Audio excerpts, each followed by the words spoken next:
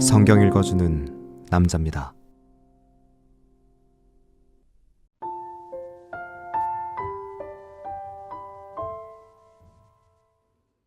여호야다가 죽은 후에 유다 방백들이 와서 왕에게 절하매 왕이 그의 말을 듣고 그 열조의 하나님 여호와의 전을 버리고 아세라 목상과 우상을 섬긴 고로 이 죄로 인하여 진노가 유다와 예루살렘에 임하니라.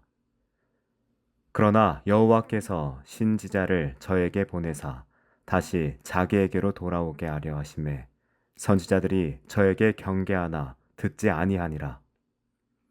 이에 하나님의 신이 제사장 여호야다의 아들 스가랴를 감동시키심에 저가 백성 앞에 높이 서서 저희에게 이르되 여호와께서 말씀하시기를 너희가 어찌하여 여호와의 명령을 거역하여 스스로 형통치 못하게 하느냐 하셨나니 너희가 여호와를 버린 고로 여호와께서도 너희를 버리셨느니라 하나. 무리가 함께 꾀하고 왕의 명을 쫓아 여호와의 전뜰 안에서 돌로 쳐 죽였더라. 요아스 왕이 이와 같이 스가랴의 아비 여호야다의 베푼 은혜를 생각지 아니하고 그 아들을 죽이니 저가 죽을 때에 이르되 여호와는 감찰하시고 신원하여 주옵소서 하니라.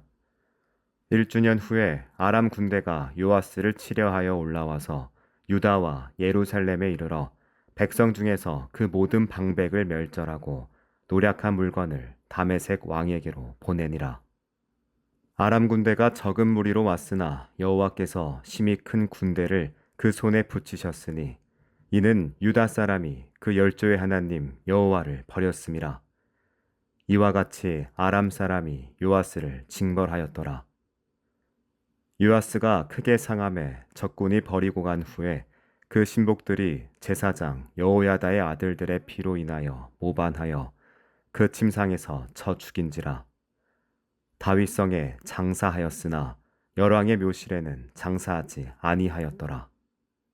모반한 자는 암몬 여인 시므아세 아들 사밧과 모압 여인 시므릿의 아들 여호사밧이더라.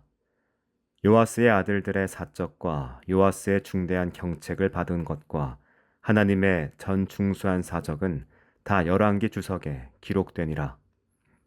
그 아들 아마샤가 대신하여 왕이 되니라.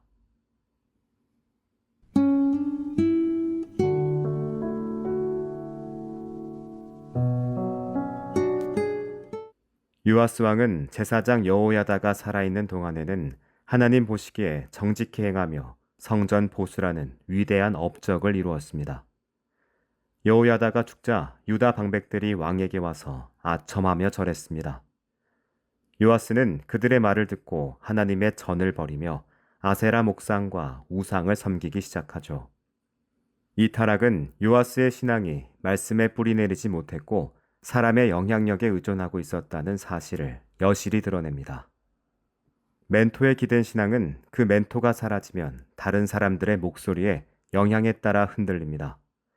때론 불의한 아첨과 유혹에 넘어가게 되지요. 그럼에도 하나님은 곧바로 심판하지 않으시고 선지자들을 보내 회개를 촉구하십니다. 하나님은 당신의 백성과 성소를 아끼시고 끊임없이 돌이킬 기회를 주시는 신실한 분이시죠. 그러나 백성들은 선지자들의 경고를 듣지 않고 돌아서기를 거부합니다. 이때 하나님의 영이 제사장 여호야다의 아들 스가랴에게 임하여 백성들 앞에서 형통의 길을 스스로 벗어나는 일을 그치라고 외칩니다. 스가랴의 외침은 당신께로 돌아올 것을 간절히 호소하는 마지막 경고였죠. 하지만 요아스는 자신을 왕으로 세워준 아버지 여호야다의 은혜를 배신하고 스가랴를 당신의 전뜰에서 돌로 쳐 죽이는 극악한 죄를 저지릅니다. 스가랴의 순교는 당신의 거룩한 전을 피로 더럽힌 패역한 행위였죠. 스가랴는 죽어가면서도 주님께서 이 일을 굽어보시고 갚아주십시오 라고 간절히 기도합니다.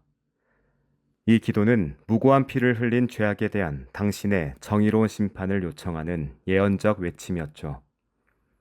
스가랴의 피는 헛되이 땅에 묻히지 않았습니다.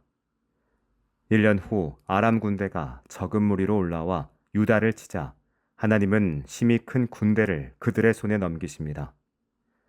당신을 버린 유다 백성에게 징벌이 임하였으며 아람 사람들은 유다의 방백들을 죽이고 노략한 물건을 다메섹으로 가져가죠.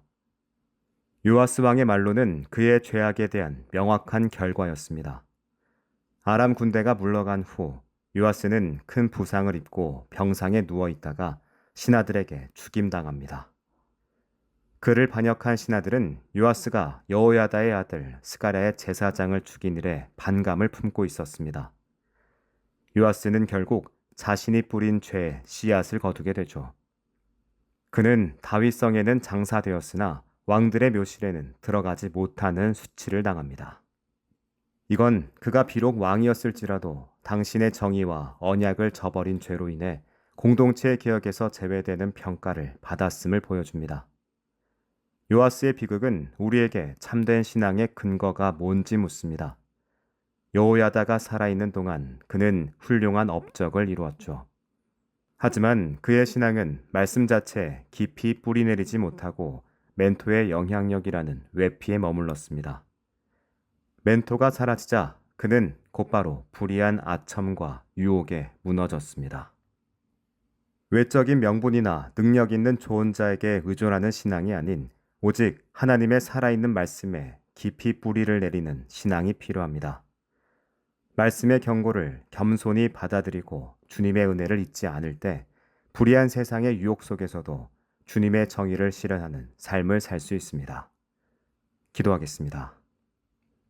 주님, 영향력 있는 타인의 신앙을 의지하지 않고 오직 주님의 살아있는 말씀에 깊이 뿌리내리게 하소서.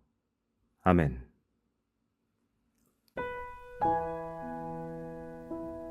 지금까지 묵상에 함께하는 교회 홍정한 목사, 내레이션 성경 읽어주는 남자였습니다.